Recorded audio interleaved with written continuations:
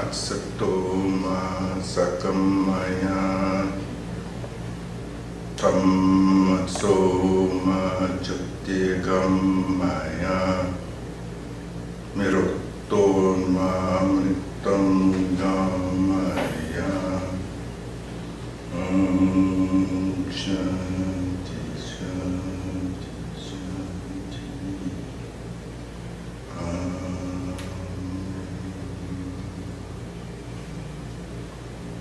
O Lord, may Thou leadest us from the unreal unto the real. And may Thou leadest us from darkness unto the light. And Lord, may Thou leadest us from death unto immortality. Peace. Peace. Peace.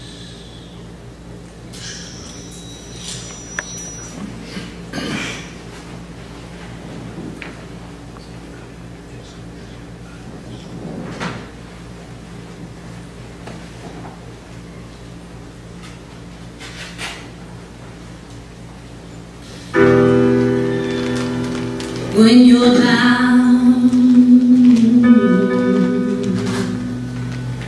in trouble,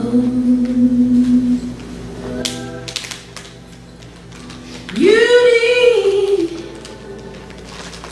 some love and care.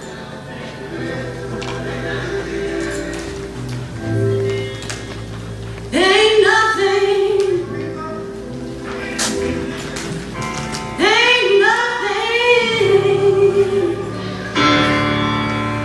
going right.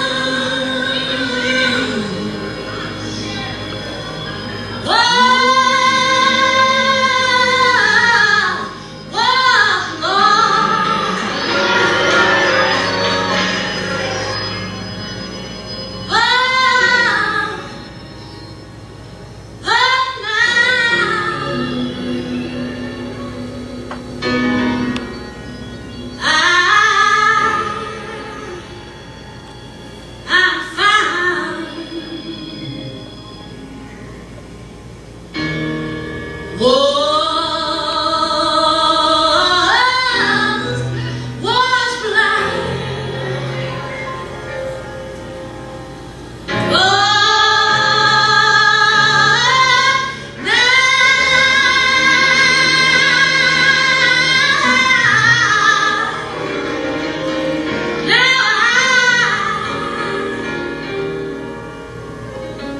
I see.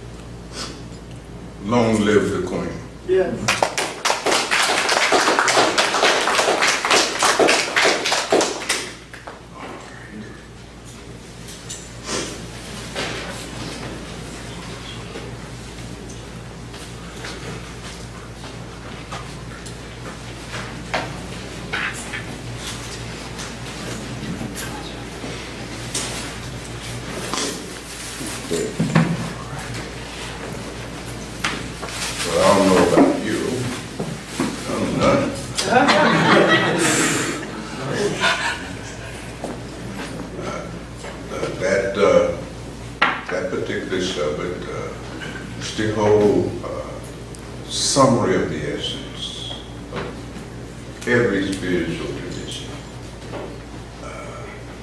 and every rationalization and justification for every form of sadhana that has ever existed since time immemorial. Everything that is done in the name of sadhana has as this ultimate purpose, the experience of that grace.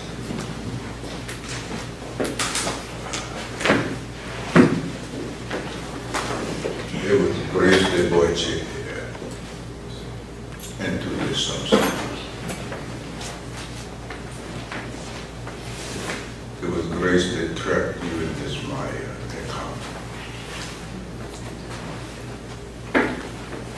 It wasn't something you did by your efforts, so your efforts won't get you out of it. And since it was grace that Boyche into this body mind, and the bondage associated with being trapped in this body mind, it will be grace that will take you home. This is the highest knowledge, by having which the ego simply melts and disappears. All illusions subsides.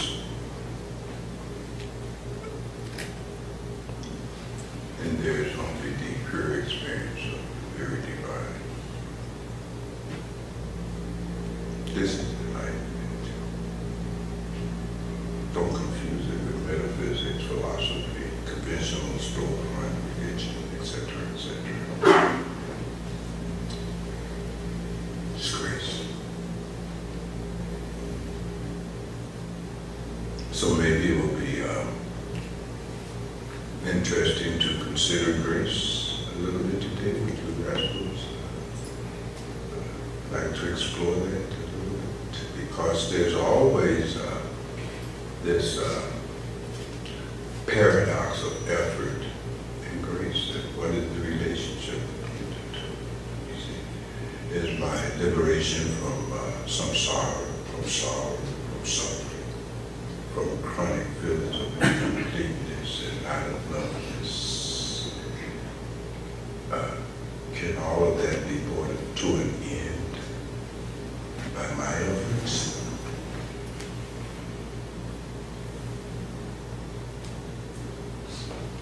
And if so, why do I need God's grace? Let me focus on my efforts. And then there's the other side of that paradox, is that, well, if it's all about God's grace, why should I make any effort at all? And this seems to be the double-mindedness and the paradox that underlies all those who find themselves on some kind of spiritual journey.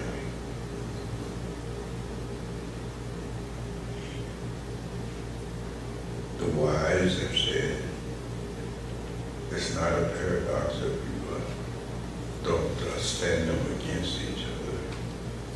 Both are required, but effort is also God's grace.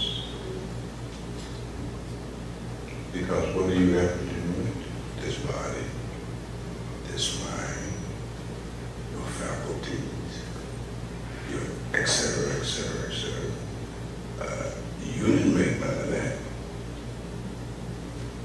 Even the thought to make spiritual effort, you didn't do that either.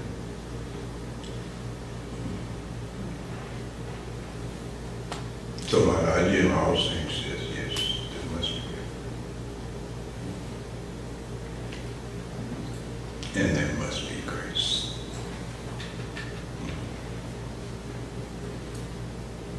You know, we can go on and on with such a discussion, but for the interest of time, we'll narrow it down to just what your interests are related to that subject. Fair enough? Yes, sir. So,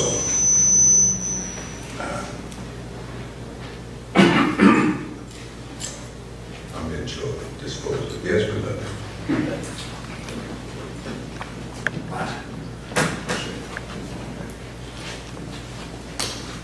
Good morning. I said, Bhagwan. Good morning, beloved. Listen, I had a number of things to explore with you. However, since grace is everything, basically, I mean, if I'm wrong, correct me. So all these terms, such as a new term I discovered, is theography. You follow me?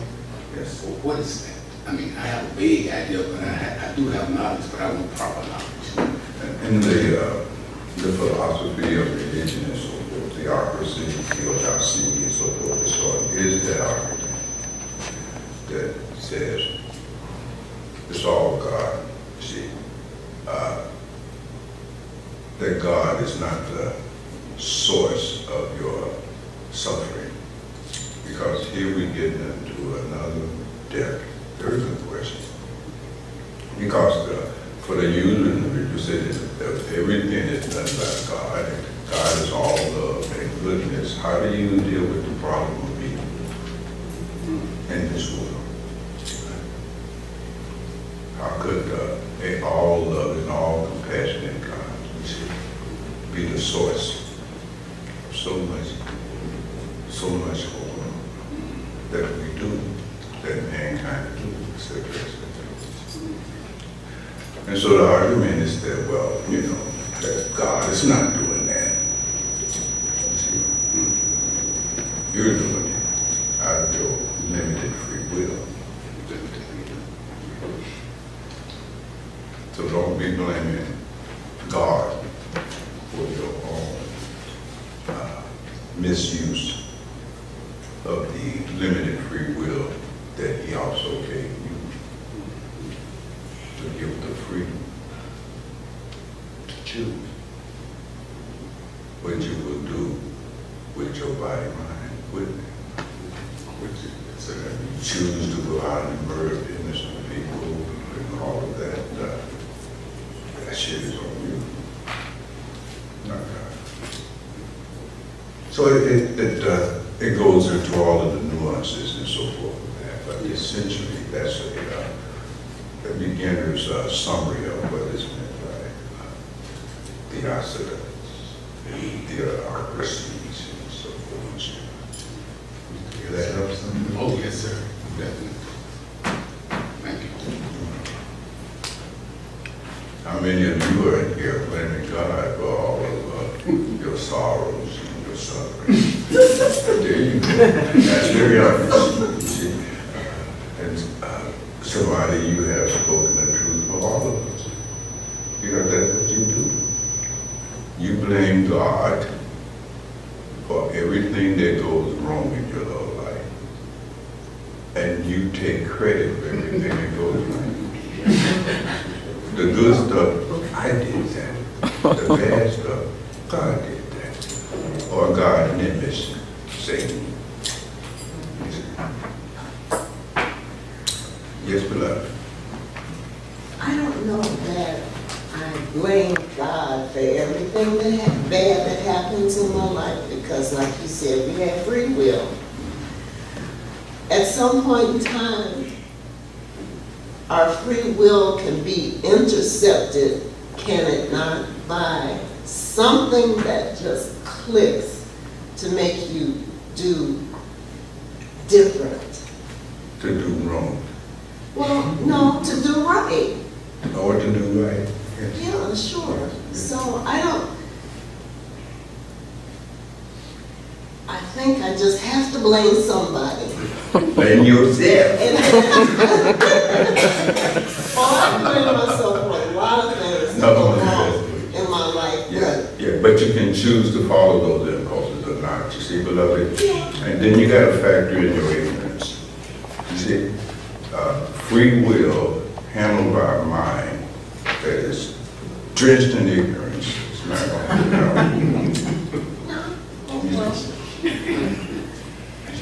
Human nature. Well, some humans' nature, not those humans that have arrived beyond the animal level and are not simply driven out of instincts, but out of Bhagwan, pure intelligence. Not logic, not reasoning. That's not pure intelligence. That's a mechanical process. Intelligence. See? Because everything you do in life, beloved, you do with your mind. Please make a note. You see? The mind operates this thing. So what you will choose, what you will not choose, is all based on your mind and the quality thereof. You see. Ordinarily, you see, beloved, you don't follow your intellectual understanding. You follow your ragas, your likes, and your divesses, which very often has nothing to do with your highest understanding. See? So that intellectual understanding is almost useless. You see, it falls apart. You see, if the desire for gratification is intense, it will always override your so-called intellect, your conscience, your morality, your so-called ethics will just be crushed. And you will do that thing. And you will have no option. In that moment, you have no free will to say no. Are you with me? Sure. See, this is a paradox itself. Is there free will or merely the will to be free?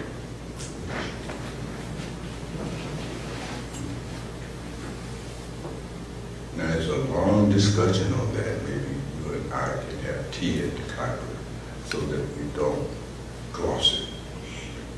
You see? From another point of view, who gave you the free will?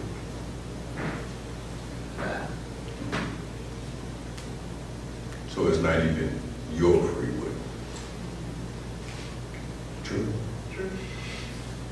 And perhaps somebody, an interesting consideration for you is what is the right use of your free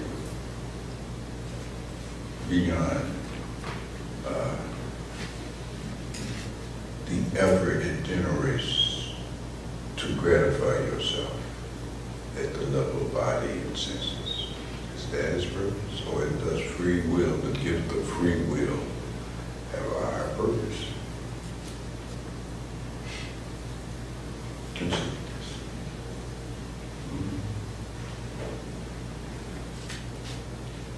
What have you been using your free will to do?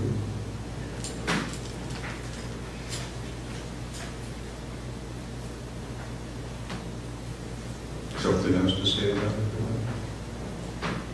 I'll wait for tea. Yes, beloved. I want to go back to the whole issue of God's will. Because you talked about living in the will of God. And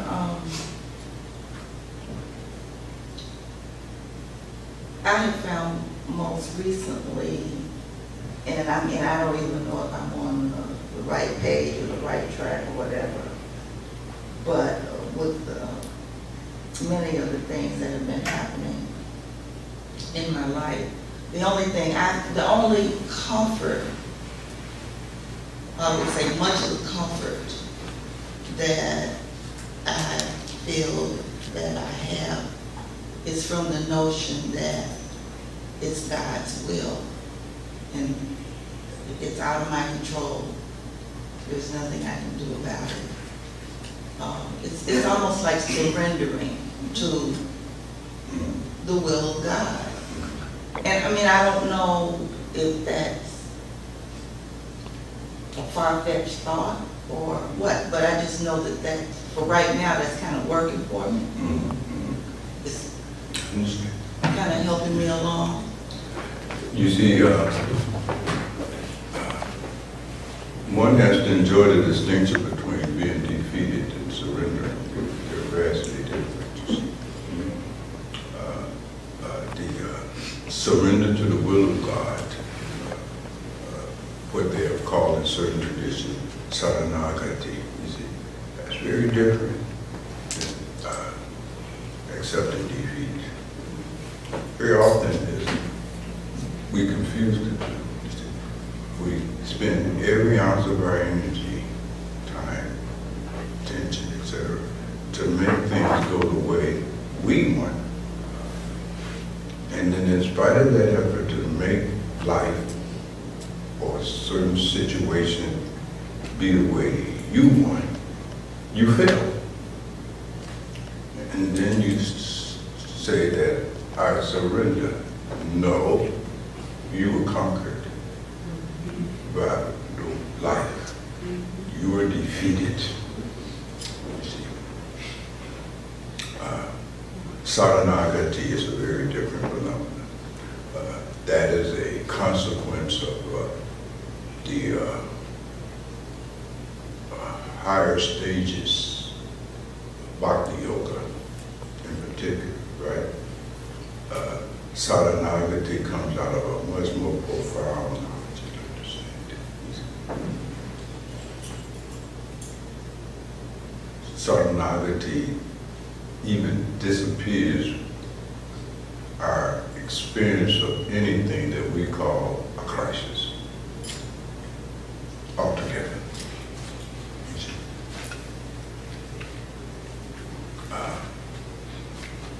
Saranagati, this surrender, you see, beloved, is a sign that your mind is now stayed on peace, shanti, equanimity. No preference one way or the other.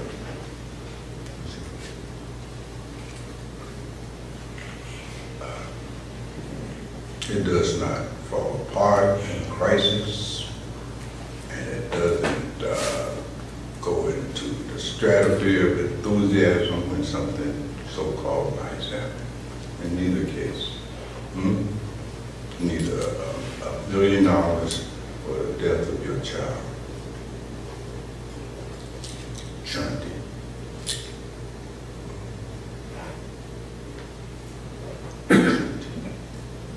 But it's usual, you all's questions are so profound that I can only just gloss this thing. And yet, you know, it's very difficult to find the kind of one-to-one time that is necessary to really sit down, you see, and really go into the depths of it. That's why there is each other in this room. These are your gifts. You know what I mean? Maybe you and Samadhi can both live in Old Park, go have a cup of tea, and go deep into your respective areas. Fair enough, beloved? We talk a little. Yeah, we talk a little. Sometimes I talk a little too, like now. But that's not good enough. You have to really go into it. What in the tradition is called manana, deep creation. It's not a casual matter.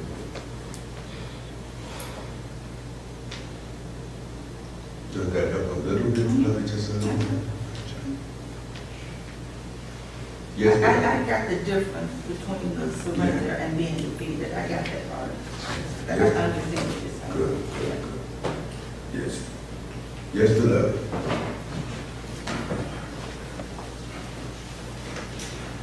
Thanks for Bhagwan, Master Bhagwan. But one simple question. Many of your ancient don't necessarily mean factual. I don't think. But many of them states that there are only two truths in this world, and that's life and death. So is there anyone, I know what you had said in the past about great gurus and people, but are there anyone in this universe that have all the truths? They have all the truth. Well, definitely. Well, in all of the traditions, both now and ancient, if they are authentic, traditions, will tell you that nobody knows. The divine is unknowable by definition. Hidden, unknowable, not available to your intellect. See, all your knowledge is based on your seeing, touching, tasting, feeling, and smelling, and then the deductions and the inferences you make from such perceptions. Are you with me? Well, God is not an object, so you can't see, touch, taste, feel, nor can you make any inferences on that basis. It is hidden, unknown, anami is another term for beyond comprehension. You see? Unknowable. You see? Yes, sir. Yes, sir. Yet real. Unknowable. You can't know. How can there be an end to that which is infinite? Infinite by definition means there is no end. You see? There's no end, not only because it's infinite, there's no end because it's not even in time. For something to end, it must have a beginning in time. That which is called God, Allah, Ishvara, Jehovah, etc., etc. That's beyond time. You see? So it has no ending because it has no beginning. Are you with me? Beyond all of that. So the metaphysics is very sophisticated. So basically, they tell you that there are things, even Socrates, even in the Greek tradition, it's made very clear, there is a knowledge that is denied the logician, which simply means it's beyond your mind. Your intellect is a function in your mind. Are you with me?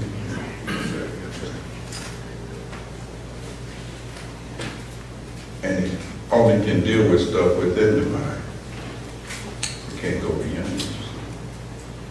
It's like that. Sort of like that. Not exactly like that. But that's an excellent question. Yes, sir. I have.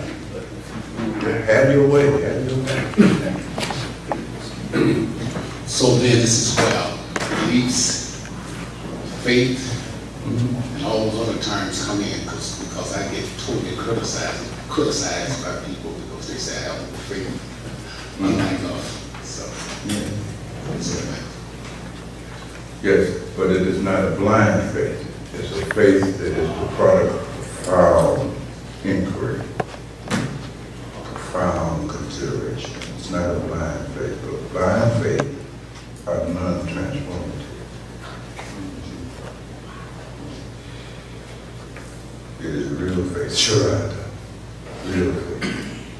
You see, grounded in profound understanding. See? Very different. Very different. Not a mere belief system, not mere speculation, you see.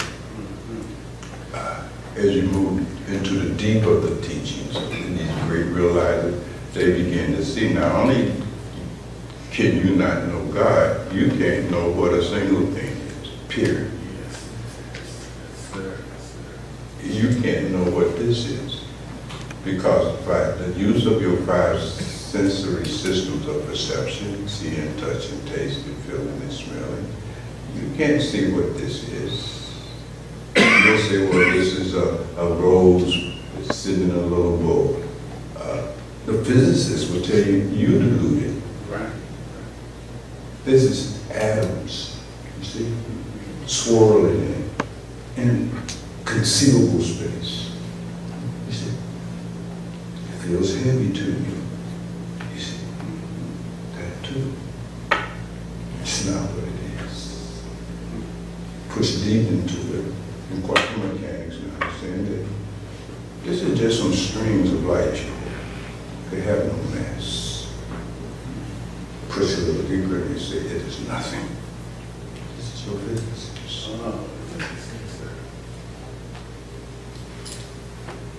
You don't know what a single thing really is. And you try to know God. What is this nonsense? I mean, are you with me? With you, sir. Yes, sir. We have to really reflect on that, you see. The presumption is that we all operate out of it. What I see, touch, taste, smell, and feel is real. But that's a fallacy. And it's a conclusion you come to based on only one aspect of your experience, which is this waking state. But you also dream. And then you deep sleep. So you come into conclusions about the nature of what is and what is not real with the data that you only accumulated in one dimension of your threefold dimensions of experience. Are you with me, beloved? I'm with you, sir. So in the dream you have what? All kinds of experiences, right? And you really feel they're real, right? And you have all kinds of knowledge about it, you see. What if I was dreaming about this thing? And then when I awake, this thing will cease to exist, wouldn't it? It had no existence. Are you following me? Following you, sir. Are you following me? Sir, yes, sir. So what was it in my dream? What something? See? What appears to be real is not necessarily real. It appears to be real. So you have to begin to appreciate the distinction between absolute reality and conditional reality. Discern the distinction between what is real, and what merely appears to be real due to the play and the limitation of your five senses. True? You look up at the sky, you're an educated man, right? Looks blue, right? True? Yeah. Is it blue? Well, not really. Not really, there's a point. But it looks blue, Yes. right? It appears to be blue, right? Yes. But it's not blue. That's a limitation of one of your senses. Feel like you're sitting stationary, that this room is not moving, right? Is that true? True. No. How can this room be stable on a planet that is rotating on its axis and moving through space at a speed you can't even imagine? So just your ability to sense this earth being still also is a illusion, don't you? So I guess, sir. True? You see look into the desert and it looks like a nice, cool sea of water out there, right? True? True. But that's a mirage. Yes. Right? And even though you know on a higher level that that's not water, it will look like water. And then unless you have discernment, right, between what appears to be real versus what is real, you put on your swimming trunks and run out and try to swim in what is non-existent. not a grain of sand is wet. True? True.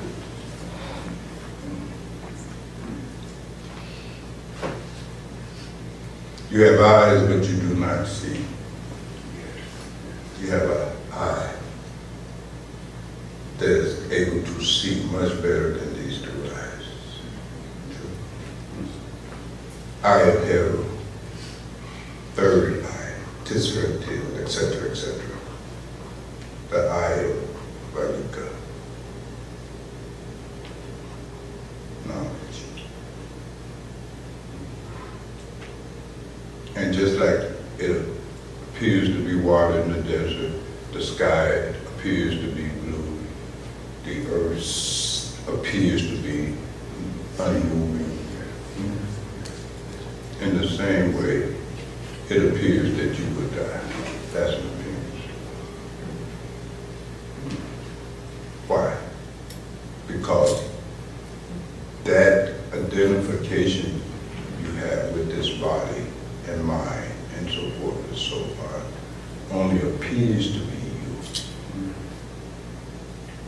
You're not that.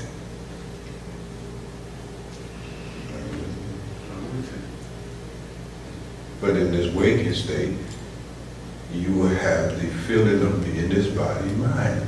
Just like when you look up, you was having the perception of blue sky. You see? But there must be a higher understanding that, yes, it feels like I'm this body mind, but I know I'm not this body mind. And that changed your whole relationship to it. True? Yes, sir. You use it, right? And we can paint a picture of the beautiful blue sky. You know what I mean? Nothing wrong with that. We can appreciate the beautiful sparkling water out there in the Sahara Desert. You know what I mean? We can enjoy it. No problem. You go to a movie, right, beloved, and you look at the movie on the big screen, right? They killing and they murdering and you leave the theater, the man, that was a great movie. You see? You enjoy it because you know it's not real. If you thought it was real, you'd be ducking in the water, you'd be running and so forth and so on. Are you with me?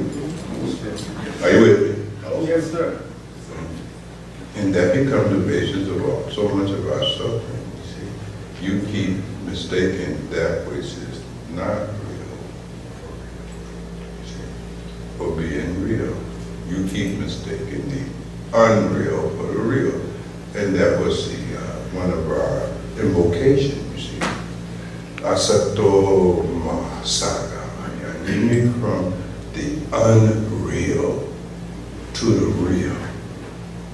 See, lead me in terms of helping me develop that understanding, you see, to become capable of seeing that, you see. This is what we call a discrimination, the ability to discern the difference between what is real and what is not real. Now imagine without that ability, you get the kind of life that we live. True? Sort of like that.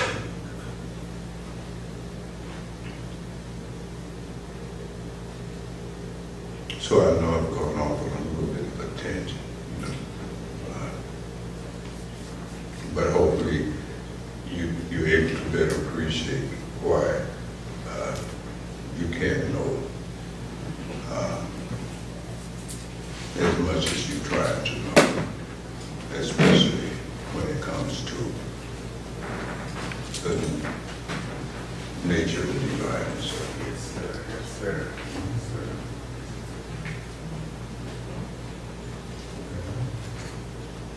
Very enlightening, sir. very enlightening. Yes, open my eyes not to accept it, you know. But that's very good. Sir, thank you. So what else you rascals want to talk about here, huh?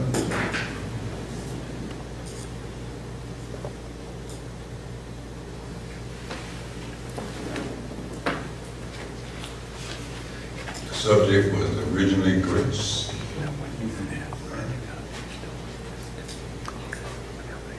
And the relationship to grace and effort, right?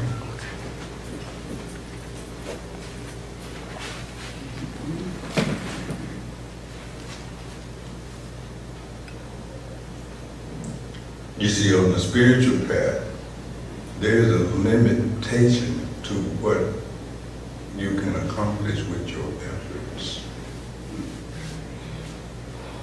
You see? It's a limitation on that. One of the mystics used to use the example of a cow tied to a rope, right? And the cow can go so far and graze in a certain area, right, but not beyond it. Your free will is like that as well. It can only go so far, but not beyond a certain area.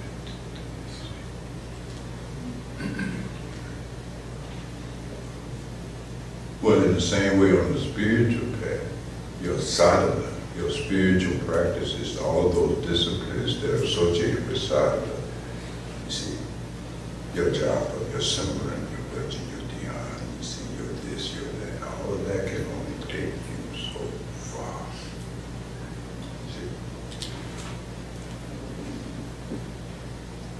And then it stops. And from that point, grace takes you the rest of the way. See, we see that in even these old homilies and cliches, you know, you take one step toward God, God will come 10 towards you. You know what I mean? It's like a 10-to-1 ratio. Are you with me? You see? But it's always God comes to get you. You see? You move toward God, then God comes to get you. Not just moving toward God, that's sadhana. And if that's sadhana, you see, genuine, sincere, etc., effective, God could get you.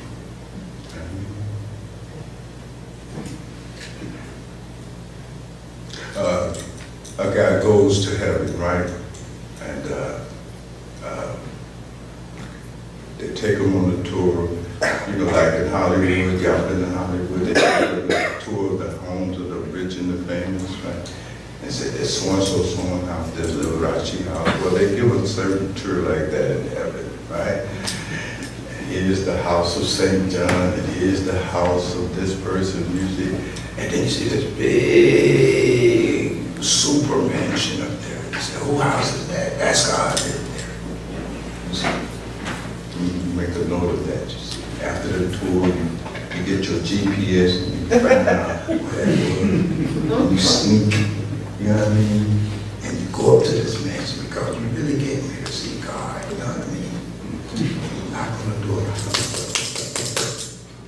And you hear a voice, who is it? It's me.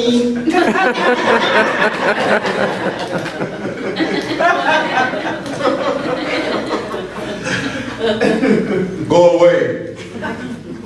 But some of us rascals, you know, we're persistent, you know, because I'm never going to get a chance to get back up here. I got to see God this one chance, man. So we go back again, and, you know, knock. Who is it?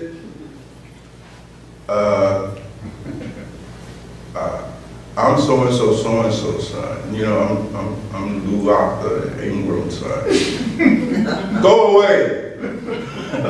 Etc. So I found other things. But then someone said that, oh, I see you trying to meet the Lord. I said, yeah, but I can't get, you know, he gives you this, you know. He said, you're making a mistake. And he whispered in his ear what to do. I go knock. Who's there? You.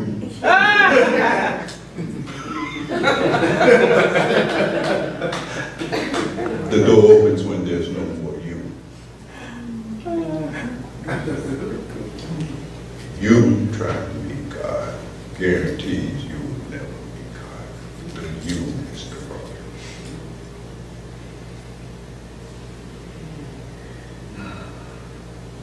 That's the that you is your ego. But you call it me or I is ego, not self.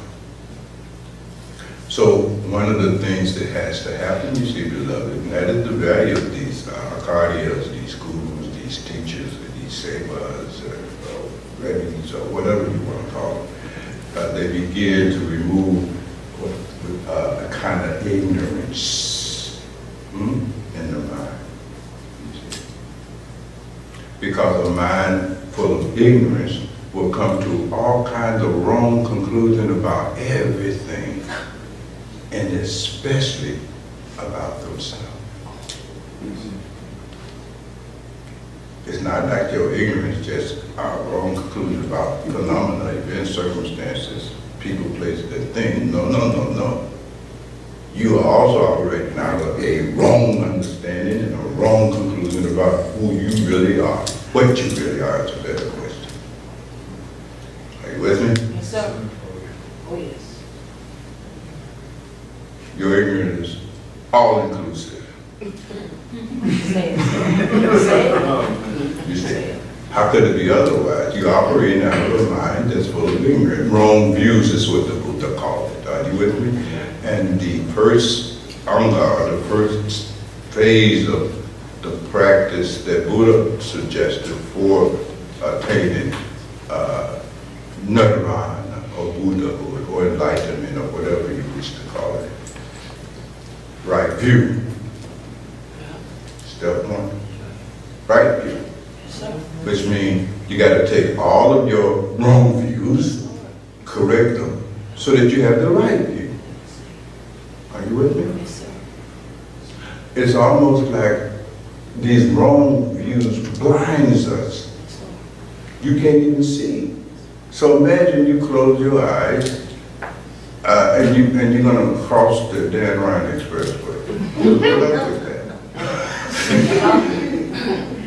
It's not going to be a good outcome. So if your mind is full of wrong views, or ajnana, or ignorance, you see, or sin, in Christian mysticism they call it sin. Sin is not something that you did when you were born, original sin, and blah, blah, blah. Sin just means ignorance, lack of accuracy, lack of precision.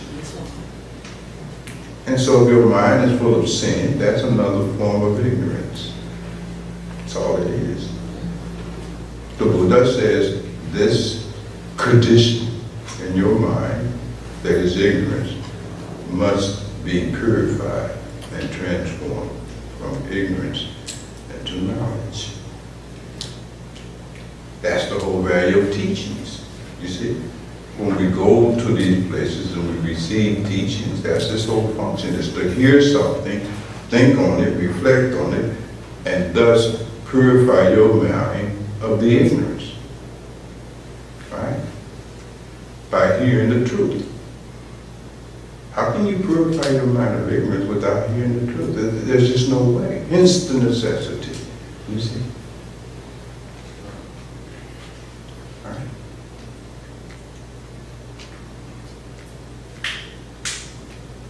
And not just here. Some of you rascals are familiar with the Vedanta methodology of Sarava, Namanana, and Nidhyasana and so forth, hearing the truth, either by study of scriptures or by listening to a teacher or guru or whatever, you see. That we're hearing it, you see, in some kind of physiological sense of the word. See, just bouncing off your eardrums, you know? That's not Sarvana. You see? That's not listening. And there's a distinction. Are you with me? Yes, sir. And then the informal classical training that goes on in these monasteries, these Buddhist temples, these Hindu ashrams, and the mystery schools in ancient Africa and Egypt, etc. Unless you have that quality, you're not going to get in no mystery school. See, a lot of us think, well, if I lived back in the times of the great African sages, I could have sat at their feet. No. That wasn't going to happen for you. Even great intellects like Pythagoras, with all of this mathematics, you go wait 20 years here. You can't come in here. We can't give you no teachings. Are you with me? We arrogate to ourselves a level of preparation to hear truth that you don't even possess in reality. Because what would you do with it? If I give you a glass of water and tell you to drink it, if you're not thirsty, you're not even going to enjoy it. So why give it? The mystics are like that. They're looking for the thirst. Thirst. Then maybe they'll give you see. So in these places, you see, the tradition was very different. You would go to the ashram of Ramakrishna, or you go to the ashram of this saint, this sage, right? And even if they let you in the class, they're just going to give you all of the teachings. They'll give you the whole of the Mandukya, Upanishads, or they'll go take you all the way through the Bhagavad Gita, or they'll take you all the way through the Mattha, right? You can't ask no questions, and they're not going to teach you nothing. They just say, listen to this. Here is all of the mantras and this particular Vedas. Or here's all of the teachings within the hymn Torah. Just listen and memorize it. If you can't memorize it, you ain't heard it. You can't ask no questions. How could you? You have not memorized anything to ask questions about it. Very different. So do not indulge yourself in the delusion that somehow you would have been fit to sit at the feet of a Tahuti. No. You're not getting no mystery school. No Kajabi for you.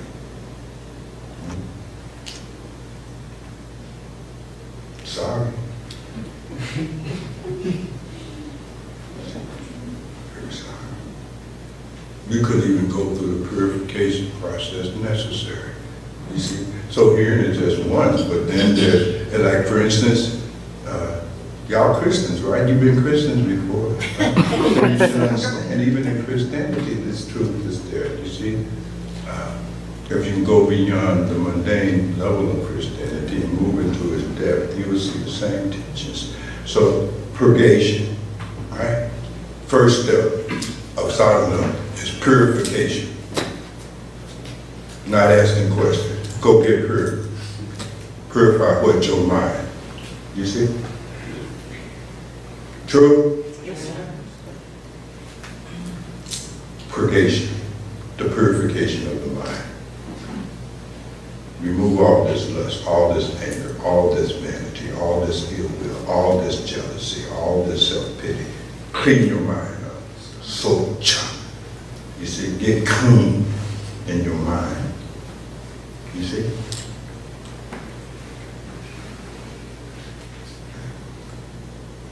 And as a rule, you know, we're very fastidious about outward cleansing, right? You clean your body, you wash your face, you see, so forth and so on, right? You don't eat off a dirty plate, you know? You don't pick something up out of the garbage and put it in your mouth, you see? Very particular about it. But look what you put in your mind. Anger, ill will, greed, pity, hard-heartedness, judgmental, arrogant, vain. Look all the junk you put in your mind, and you expect it to be healthy. That shit ain't gonna work. True? That's right. True? So, purgation, purification. You see? This This is the first level of preparation for the higher knowledge.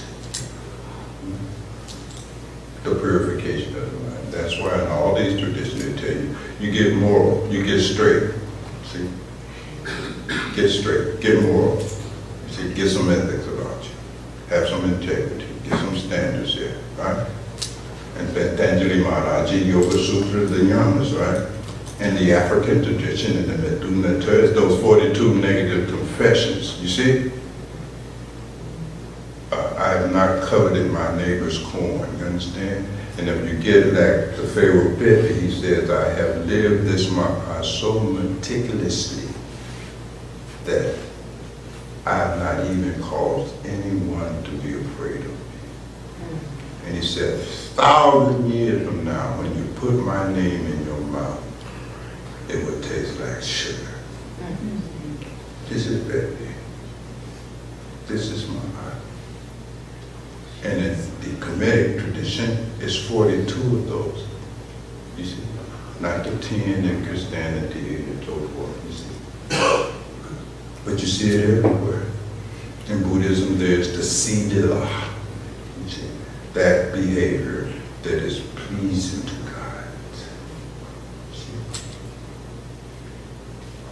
So even how you behave in our interaction with one another is based on a higher principle than what I like and what I dislike, what I think is best and what I think is wrong. That's just, you're still operating out of vanity. You've arrogated to yourself the kind of omniscience by which you can discern the distinction.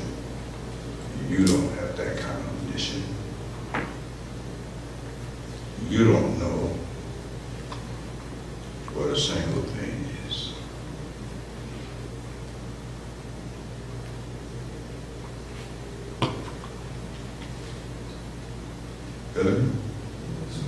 How did I get on this subject? We're supposed to be talking about something inspirational, you see.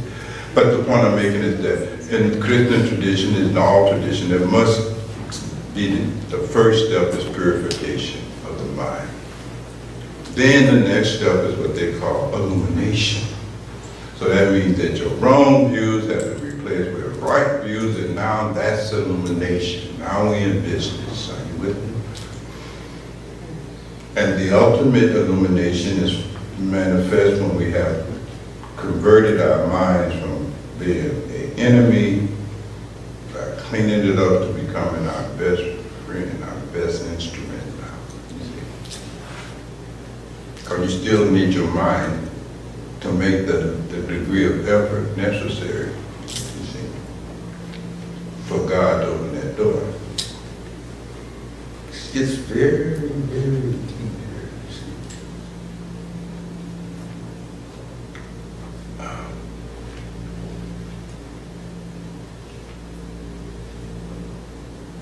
When we talked about grace, from the point of view of the individual, people like us, that a grace appeared to be in degrees relative to the purity of your mind. From the point of view of the very divine, it's just the same. It's like the sun. The sun gonna shine on everybody, even them people that you don't like, that you think should even deserve to be on the planet. Sun gonna shine on. Are you with me? True? Yeah. That which is a source of existence is going to still split them atoms, them cells in their body. They ain't like you. God is not like the you, the ego you. See? The sun never said, I don't like this son bitch, I ain't going to do shit for it. Sun doesn't have that. See my point? You look in nature, nature's not like that, you see. Rivers don't drink their own water. Are you with me? True. I've shared all that information. Manny Kumari sent that out, you see. Trees don't eat the fruit that they drop. Selfless. Right? But that's not us. right? Because our mind is full of what? Selfishness, greed, arrogance, self-interest. You see, it's all about me. It's all about me. Me. Purely selfish. There's nothing God-like going on or coming out of your mind. You know, it's like what I used to say, like the sun shines and it hits your window pane, but your curtains are drawn, or the window is dirty from 25 million lifetimes of never having been cleansed. No sunlight gets into it. Well, your mind is like that. Grace is always the case, right? It can't penetrate because your impurities of your mind makes you unreceptive to grace. Are you with me? Yes. Our level of the receptivity to grace is a factor, part of a function of the purification of your mind. A mind full of anger, lust, greed, attachment, blah, blah, blah, arrogant, deluded, you see. It's not receptive. You can't be told nothing because you already think you know something. That blocks out the grace of the gurus, the grace of the teachers. It's like you go into a physics class and you presume you know everything about physics. But you can't add 2 + 2 here. What is this? Or you just come to class and just sit there and you don't listen and take and nothing. So still just showing up in class is not enough to learn anything. You're just sitting in the class.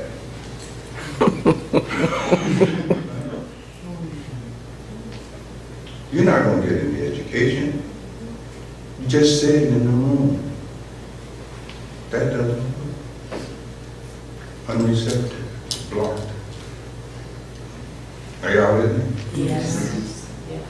So, depending on the quality of mind and its purification, the experience as individuals will vary. The more pure our mind is, you see, they call it the purity of mind, purity of heart, and so forth.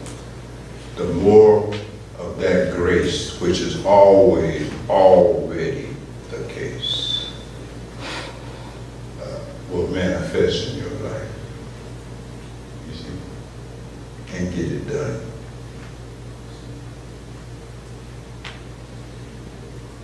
And those who are able to have that kind of quality of mind, they get an intense experience of that grace and are instantly transformed. No sadhana,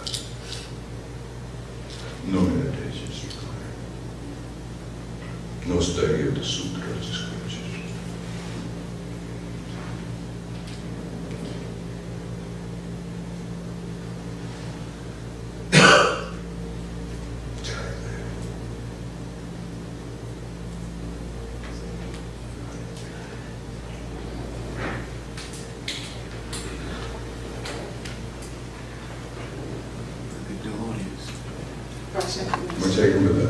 Can you speak about, I guess it's a concept, but something called Lila? Lila is a way one of the things that people resort to try to explain why the one and only one manifested as the many. You see. In Shaivism, you see, you get different answers from different traditions. Some traditions have good answers, some have not so good answers to it, but that's the benefit of looking through all of it, except you'll see better answers coming from different traditions, you see. Why this Maya, this illusion of differences? Why would God, the one and only one, you see, differentiate itself into an infinite variety of forms and names, etc.? Well, some say, well, God created all of this diversity as a game to play with himself. Right? It's like when you're a little girl, you know what I mean, or a little boy. I remember one of our friends, he grew up in the South, older siblings, and they would all go to the field and so forth. So he'd be left at home literally by himself, but no poor and so forth. So he created an imaginary friend that he played with. You see my point? So Leela is something like God creating, you see, the illusion that something other than himself exists for the sake of his own enjoyment. You see. In Shaivism, this is called nigraha. You see, forget himself in order to appear as not self. And lots of them.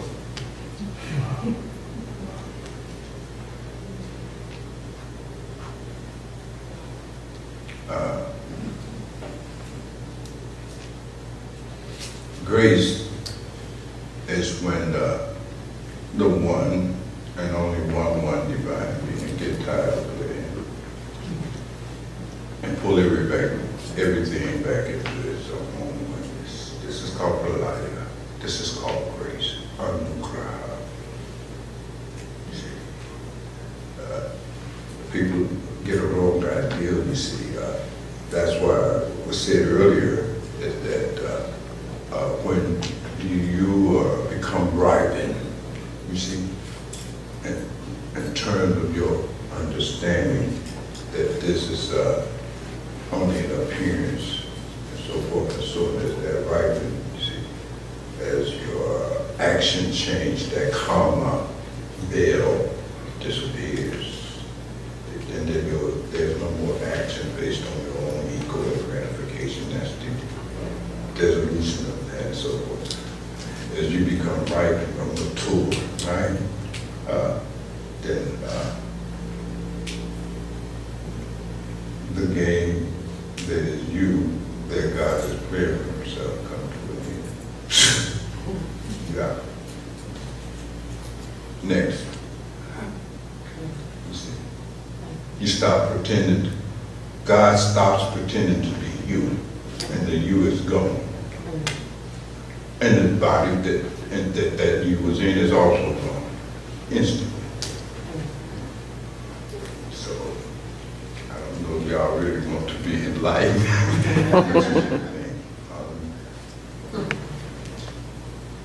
This is for life. See? It's a movement like inspirational, like your breathing, that breathing. See, that's why breathing, pranayama yoga, is such a integral part of the practice in a lot of traditions, breathing, because you get that same rhythm.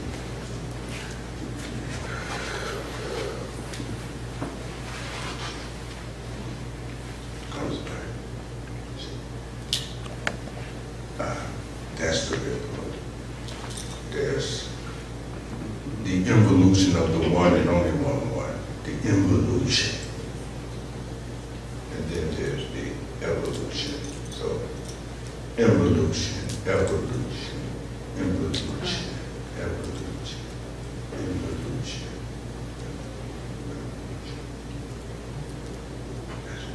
In Hindu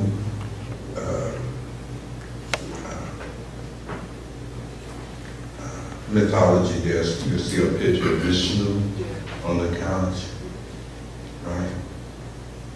Eyes are closed. He's in the world of his mind. Eyes open. He's open. So they said when Vishnu opened his eyes, the entire universe comes to an end. When he closes his eyes, the universe comes back into being. So in physics and in astronomy and things of nature, they talk about from the time of the Big Bang, right? 8 billion years ago, according to their calculations. And it's been expanding for 8 billion years. And the period that it will reach a point of maximum and then it'll collapse. Go back to a window, a dot. Then it will expand again. These are the Goliaths, yugas, infinite time that you can't even calculate. That's all. So God does a kind of contraction into the many, and then He uncontracts through grace and brings the many back to Himself. So that's why I said that every manifestation and expression of the very divine is going to become God realized. Over infinite time. Sodom is just a way to accelerate.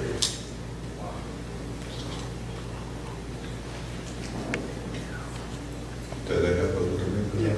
Yes, sir.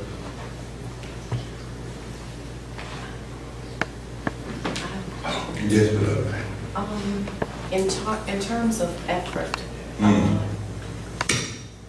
in terms of effort, effort requires energy. Mhm.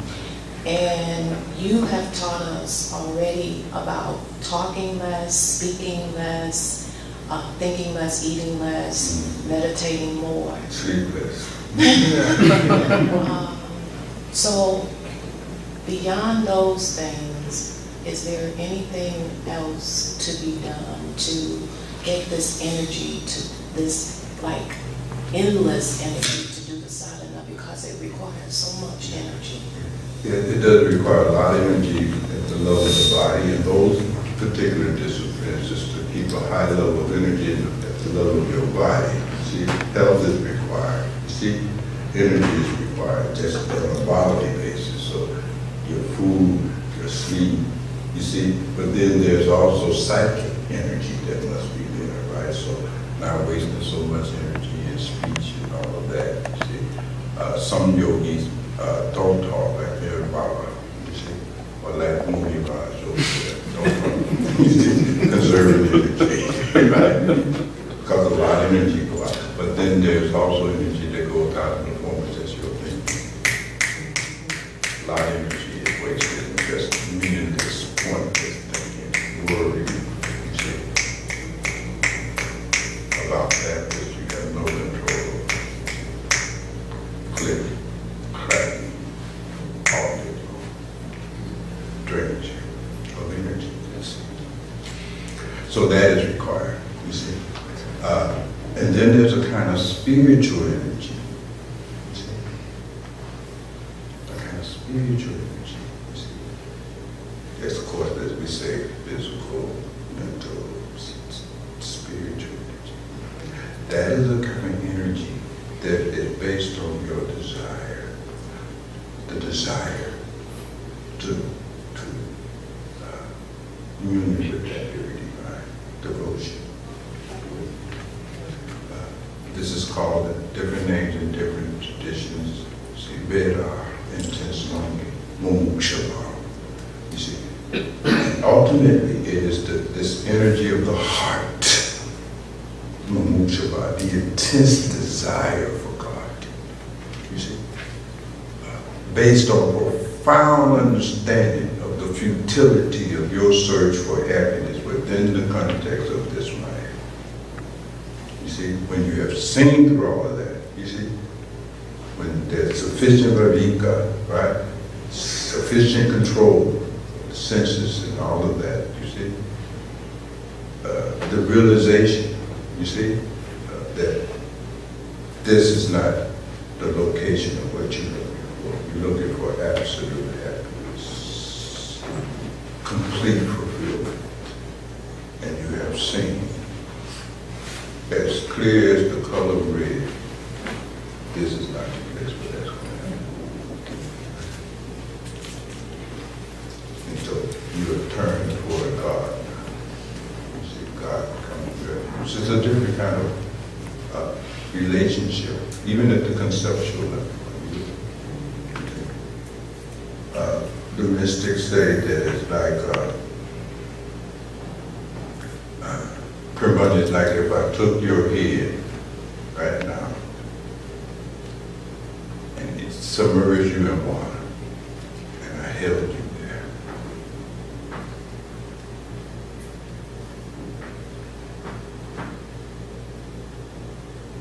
What would you want more than anything? To breathe air. You wouldn't want no answer to no kind of questions. They all disappear. You want air. That's about people. They're not interested in all these metaphysical questions at all. They don't want to know about God. They want to union with God. Enjoy the distinction. Philosophers want to know more about God. You see? Very different soul. That's Mamuchara. You see? So this world, this ocean of sorrow and suffering, you see? And you've been in it. And you've been trying to get some air, some relief. You see? And you've been in this thing, it's about to kill your spirit. You follow me? You're dying from lack of happiness. It's utter and complete fulfillment. Are you with me? Your temporary moment of sense gratification and pleasurization of the body mind no longer is adequate. See, you need more than that. That's not enough. You follow me? Money, food, sex, bodily comfort, fame, you see, notoriety. That ain't enough. You understand? You need to get out of this ocean of sorrow and suffering, this samsara. You need to breathe. Free. This is what we do. And when you have that, that's what gives you the perseverance. You see? You can stay the course. You don't fall apart. You follow me? When the least little thing goes wrong. They give you the strength to overcome the tiredness, the sleep, the time of meditation. It puts things in priority. It gets you straight. It gives you energy. Right? Just move you out. And the degree of mukshara that you are able to operate out of is directly proportional to the degree of understanding you have about the futility of making the search within the context of the realm of samsara, your principal strategy by which you're trying to be happy. Changes your whole strategy, you see? Because really look at it. Our principal strategy by which we attempt to have this complete fulfillment, it's all selfish. You have selfish strategies. See? You're just trying to what? Make yourself complete, make yourself happy. Right? That's selfishness. That's self-centered. That's not seva. That's not bhakti. That's not love of your fellow mankind. No, you're just trying to use one another to make yourself feel better. Or at least not worse. It's exploitation in the name of love. No, it's not that. It's attachment. Purely selfish. But if you stand back and you really reflect for a moment, you'll find out that the mystics are right. They say, no. You're miserable because you've been going at happiness the wrong way. You've been going in it from a selfish point of view. Reverse that. Wash nature. You see, rivers are not drinking their water. You see, trees are not even in there. The wind is not cooling itself. It's cooling others. The sun does not heat itself. It heats us. Be like nature. Live your life as service to others. Then you will be happy. An interesting thing. And those of you who have watched, you all watched that Savapriyananda stuff and so forth, right? So you must have heard talk about consciousness studies and so forth and positive psychology, and that's what they really see now, you see? So it is this service to others not only is the means by which you are able to have more fulfillment in your life, it is also the only thing that will make your life meaningful. Wow. True. And to the degree you're not involved in this cosmic play of savor that is going around in nature, you will have a feeling of a meaningless life. That's a form of suffering, don't you think? And you don't know why you feel so empty and dissatisfied. Because your life has no meaning. It's a meaningless life. You see, doomed to be unhappy, to the point of depression. You see. A mind full of all of this disturbance. So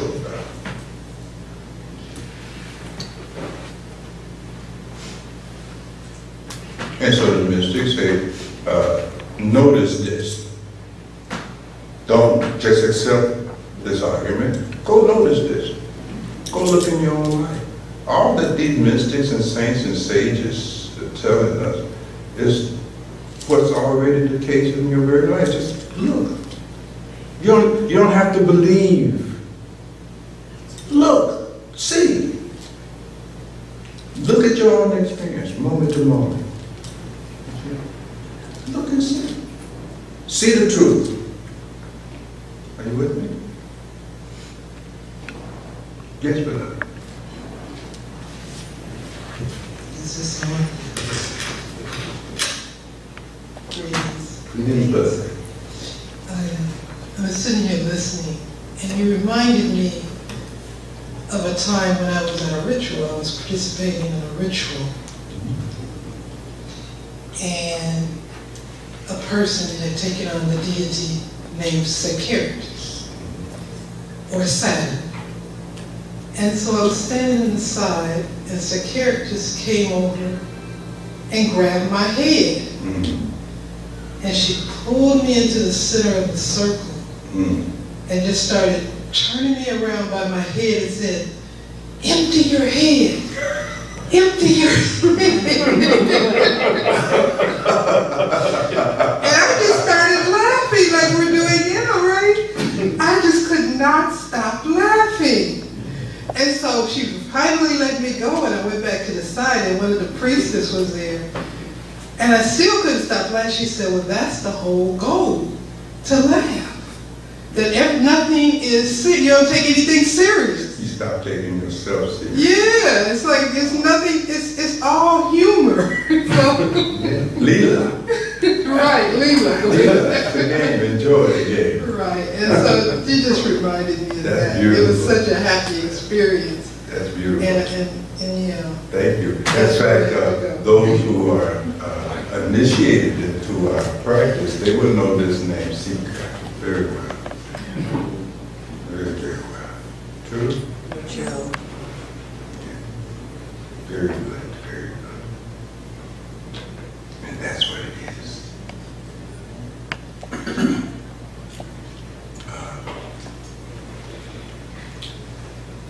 Philosophical knowledge is never enough to be happy.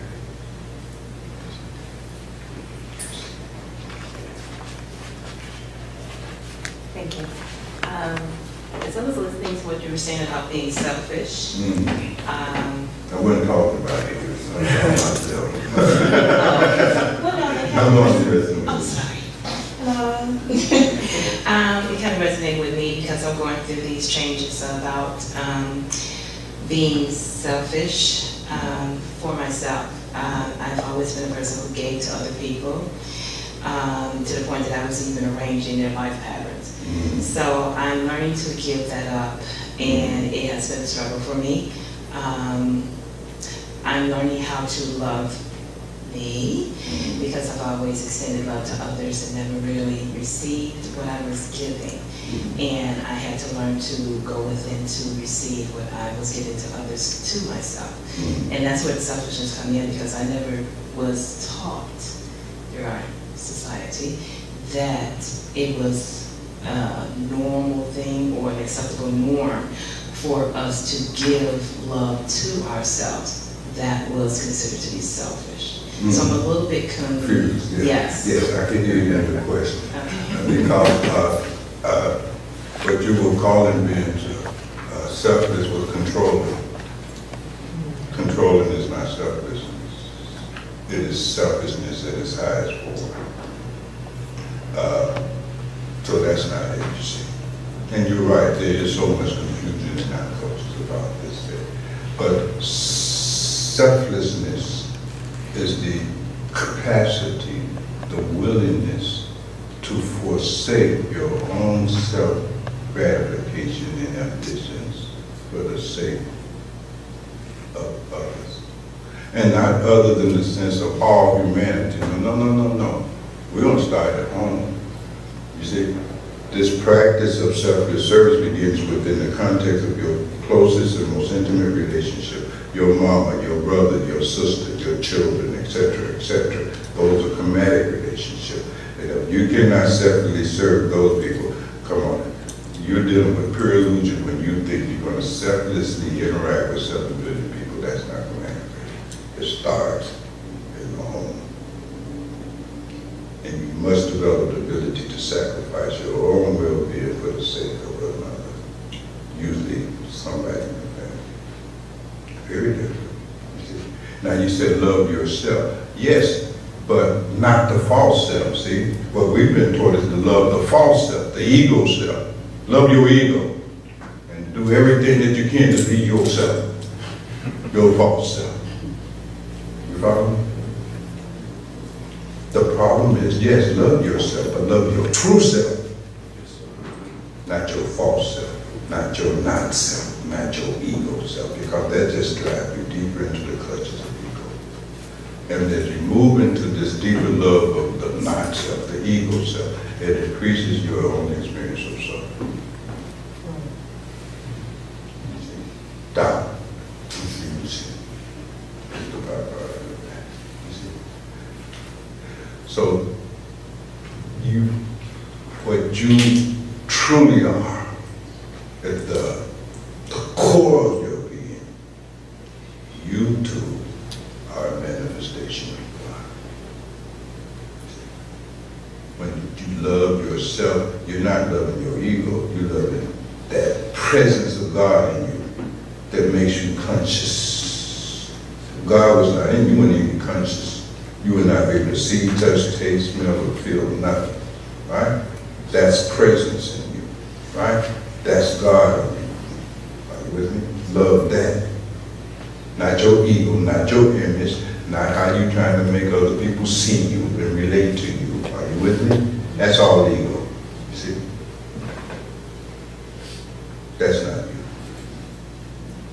That's not you. Love the divine that is in you, and you're loving yourself, because the divine and you are one. See? It's like you have 3 pieces of jewelry there.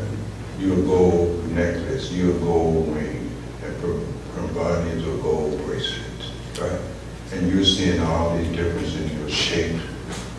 That name, bracelets, different shape, ring, name, different shape, Bhagwan bracelets, different name, different shape. But you all gold.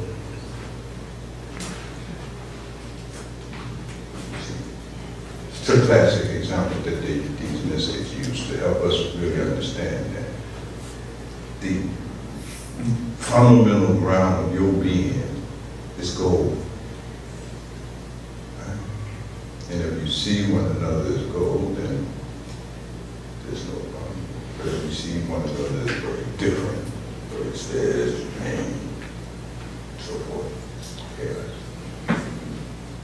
You see? Now, we were taught it's almost blasphemy to say that. Are you with me? Right? In Islam, Mansur claimed, Allah, I am God. I made out of the same stuff as God. They couldn't see it all. I and my Father one. You see me, you have seen the Father. And that son of a bitch up on the cross. In the African tradition, you see, Akhenaten, you a heretic. He said, no, I'm the beloved of the Lord. See me, you see the Lord. Heretic, tear down this city. You understand? So, the world has gotten a little better, so you don't have to worry about being crucified. It's all right. Right? This is a safe space, okay? Nobody gonna burn you up yet. But you have to understand yourself. Now remember, we were saying earlier that we don't know what a single thing is. That includes you. You don't know who you are. See, people have told you this about yourself. Oh girl, you this, oh girl, you that, oh girl, you this, oh you're not that, you did. These are people telling you who you are who don't even know who they are. How valid is that? Are you with me?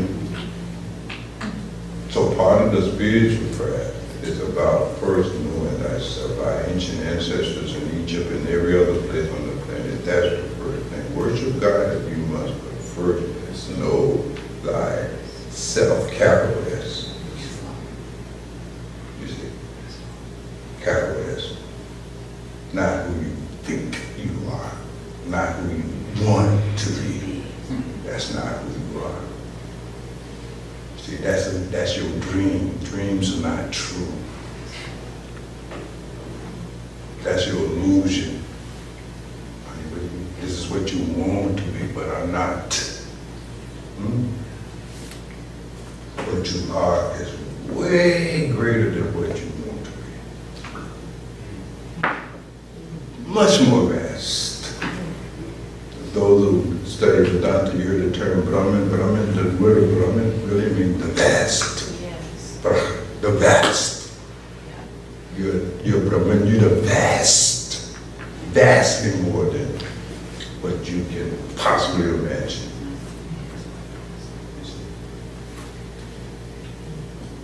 Shivam. Shivam.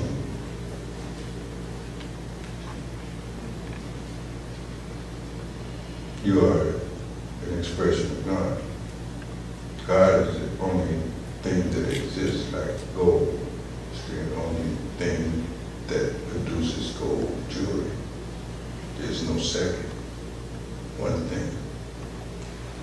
In the same way, all of us and everything we experience across two of those three dimensions. And I would even parenthetically add in the third. There's nothing but God. Nothing but God.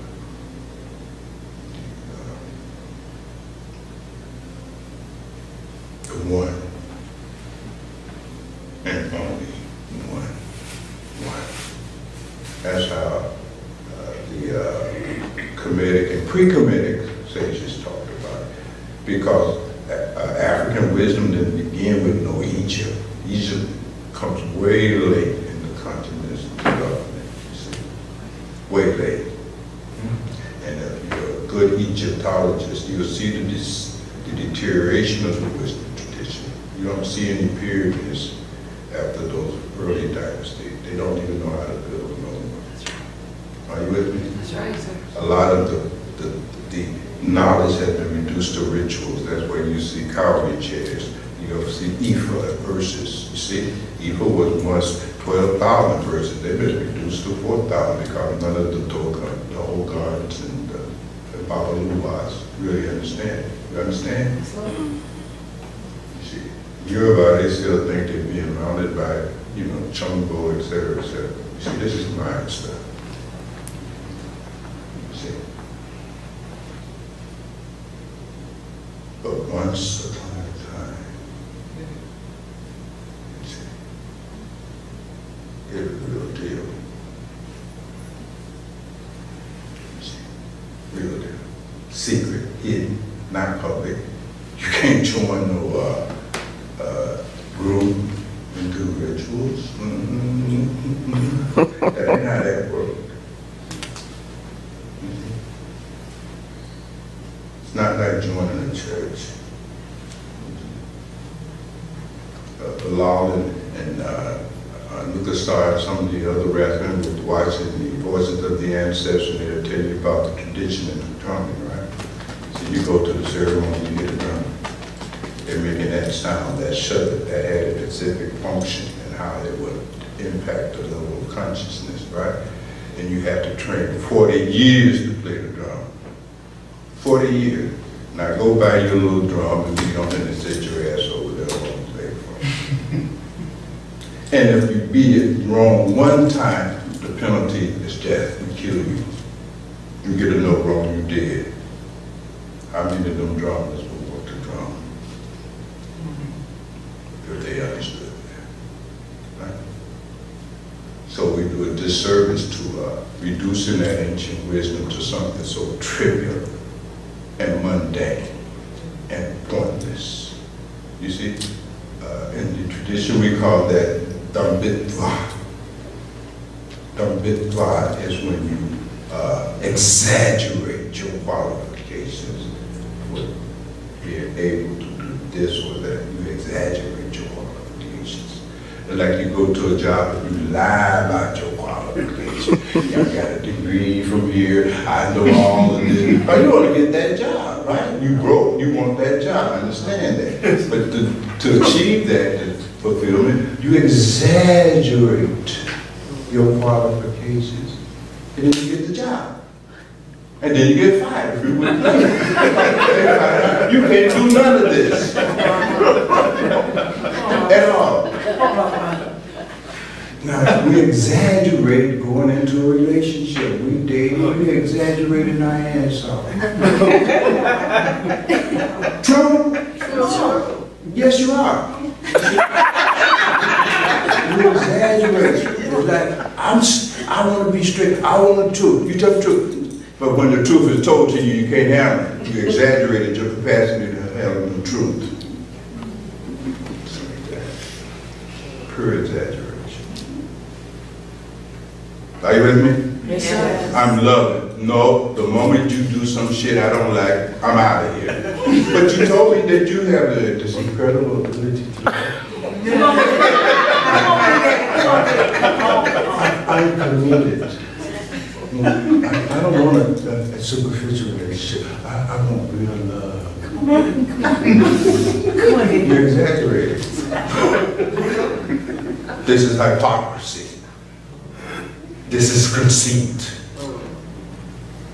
This is suffering. You will never qualify. And we do the same thing when we come on the spiritual path.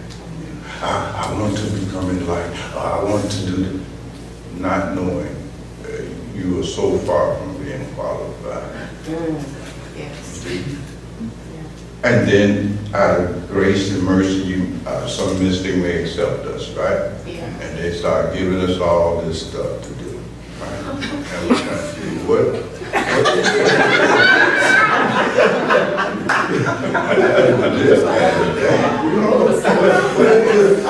I'm here for you to give me enlightenment.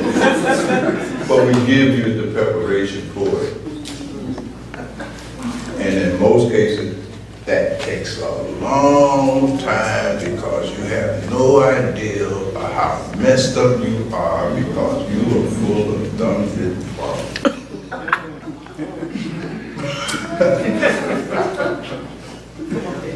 No, I'm gonna stop now. I'm gonna get out of here in one piece here. So we have the last question. In terms of the selfless context, so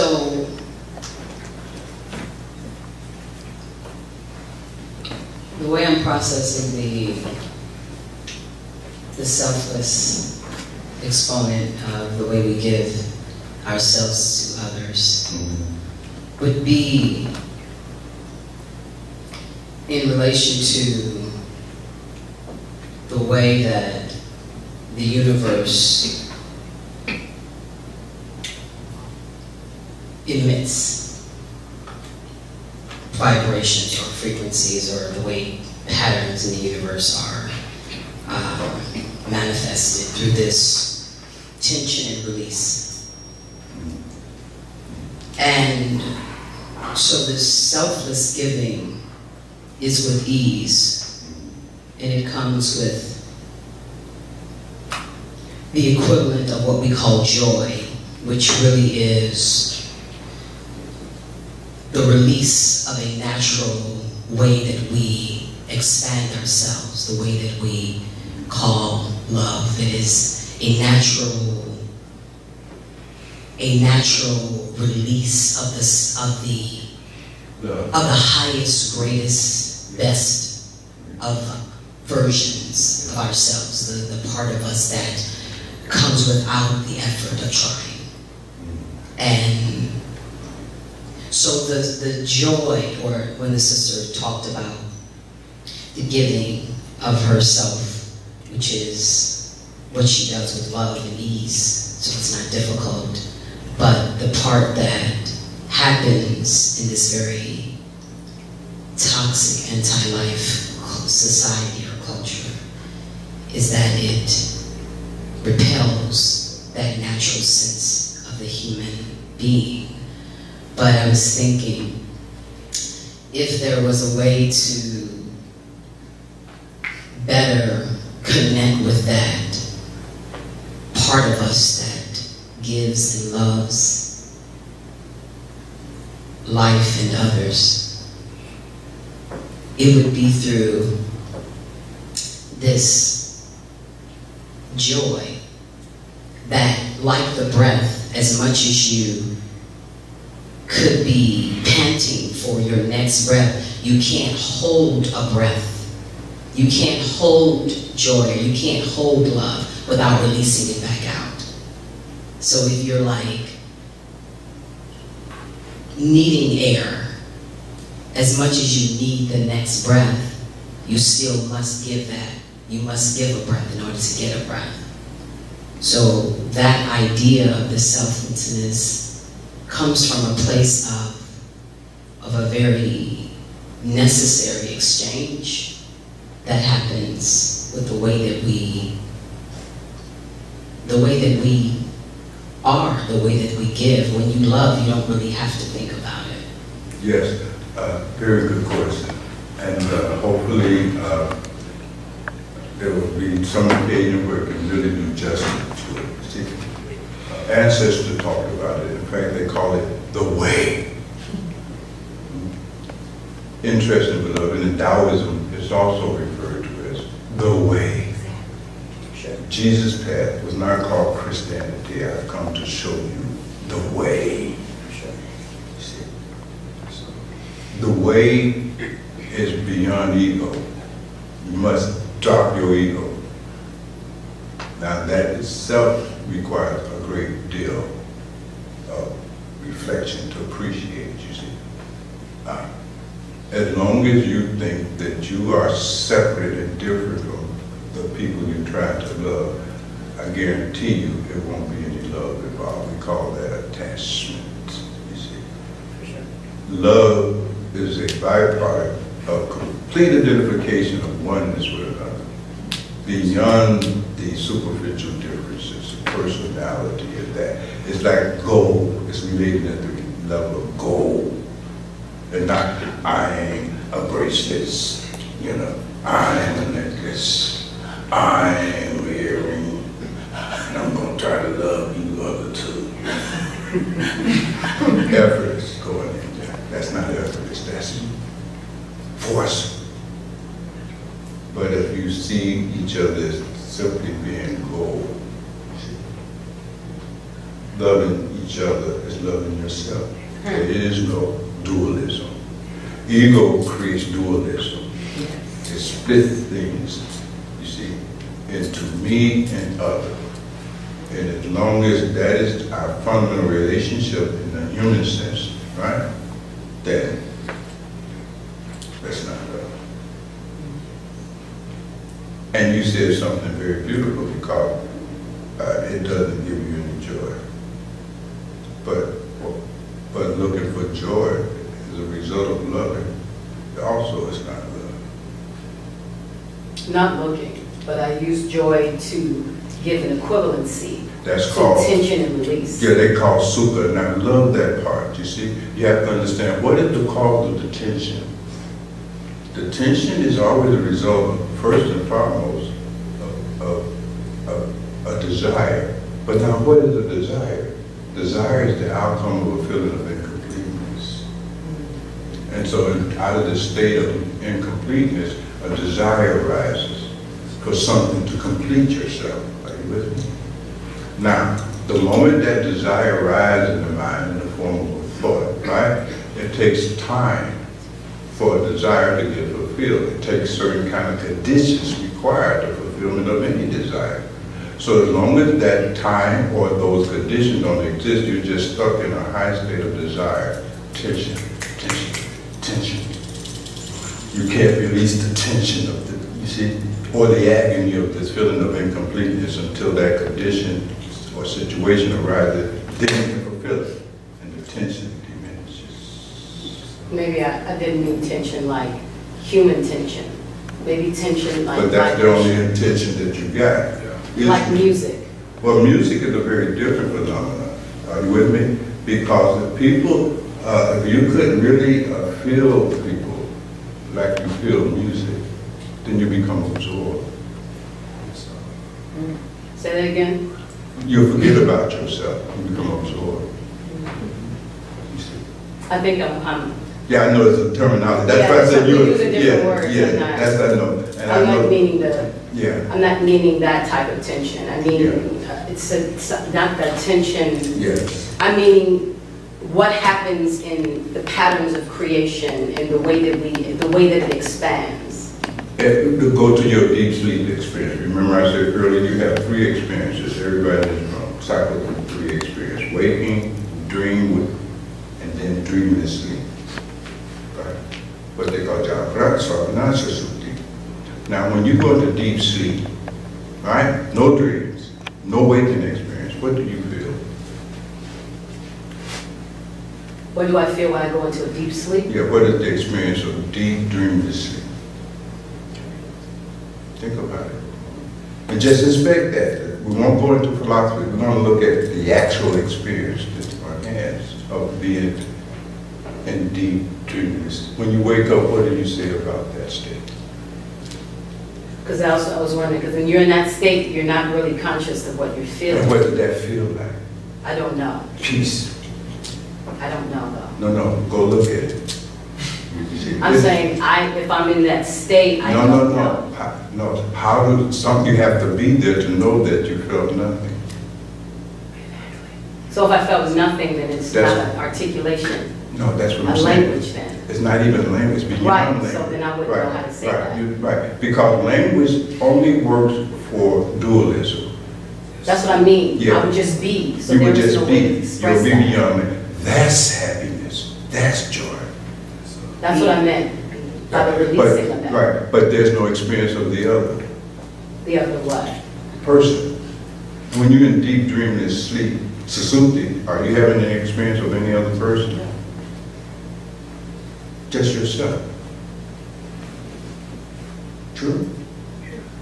Yeah, give my number. Yeah, we'll talk. Give my number. We have to talk. I can't gloss this. Right. We'll talk. I got to give you the whole show. We good. Yes, you good? We good. I got to go drink some TV and you. Yes, beloved. I think I understand what you're saying with that. You're right. When you're sleeping, I'm sorry. When you're sleeping, you're only, and from my understanding, you're supposed to have a body experience of allowing yourself to be released from the physical existence, go into It's from the mind. Okay. It's God, poor man's enlightenment.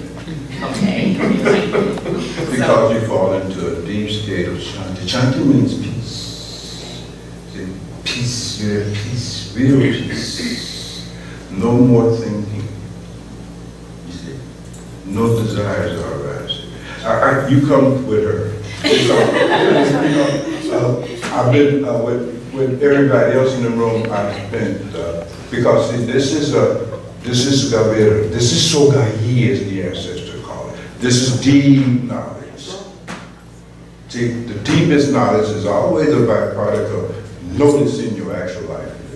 All of these scriptures, all of these holy books are only describing what is already the case in your moment-to-moment existence. But when you go to books to look for knowledge, you go to places like this to look for knowledge, this is not where knowledge is located. It's in your actual life. That is the truth. But you can't read the book of life. That's not a book that they sell at Crocs and Botanicals or whatever, right? Ignorance is the refusal to look at your life. It's ignoring your life. Say it, sir. That's ignorant. The more you ignore your life, the more ignorant you'll be. And I don't give a damn how many degrees you got. Say it, sir. And how many books you got. Amen. Ancestors call that, that's dead, so that's little enough. You won't even remember it. Your brain will deteriorate over time, and you won't remember none of that. That knowledge will disappear, along with your dementia and Alzheimer's that's waiting for you. This is different. This is not like anything that you have encountered. It's the truth, straightforward. Right? Now we say we want to love. Okay, you done had 12 relationships. Who you loving now? You understand? What is this? You see, I got to love. Okay, like I need. Okay, show me where you love. Otherwise, this is just talk. Do you love your parents? Do you love your dog? You got to be loving something. You can't love a void. You can't love a concept. Where's the loving happening at? Are you with me? Yes. Are you feeling me? Yes, sir. You can't stabilize one relationship. What are you talking about here? I want to love. Luther said it best. You want to be loved, but you won't let nobody love. You are the reason you're not having the experience of being loved. Not just by other people. You don't even let God love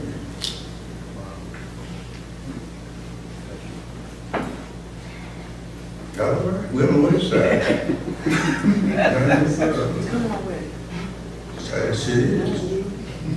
All right. I'm not here to delude you further. You already been deluded enough. Yes, sir. I'm trying to keep it real. There's talk about love, and talk about love, and then there's love.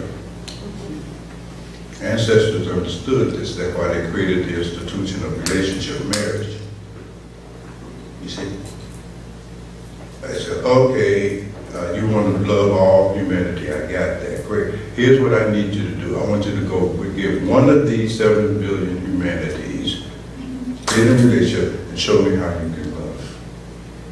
Because if you can't love, I can't teach you nothing. Are you with me?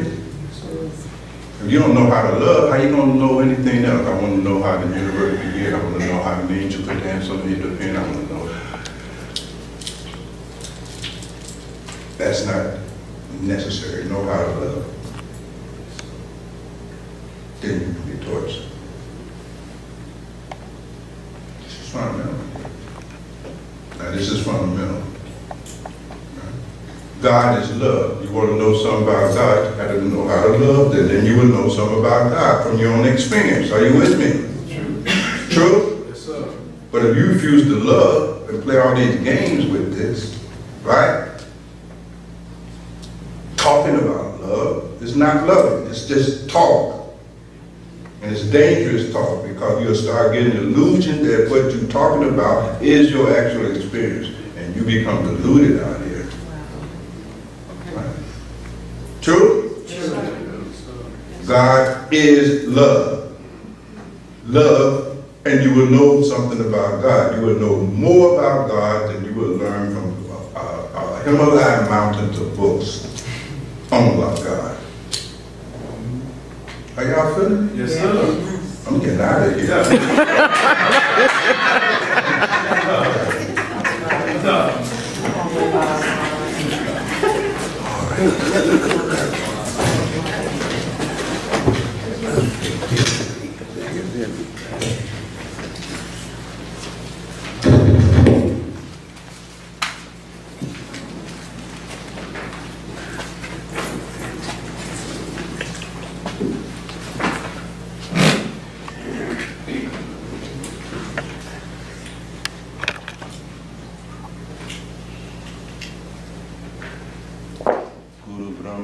Brahma, Guru Vishnu, Guru Devo Maheshwara, Guru Sakshat Parabrahma, Tasmai Shri Guruve Namah, Tasmai Shri Guruve Namah. Om Shanti Shanti Shanti.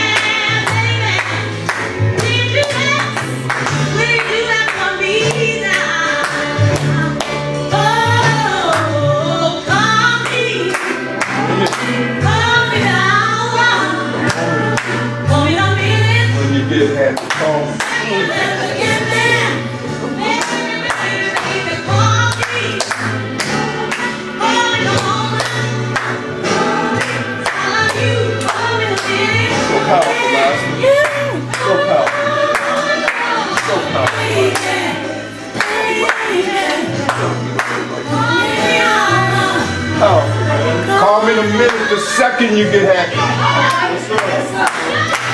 Don't forget about me. All right now. What's up?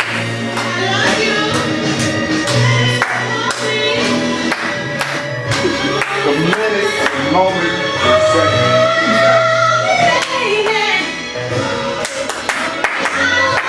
Come on.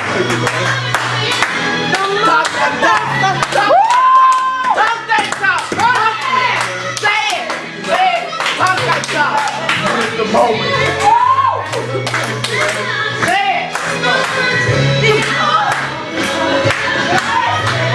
Don't forget. Don't forget about me. Don't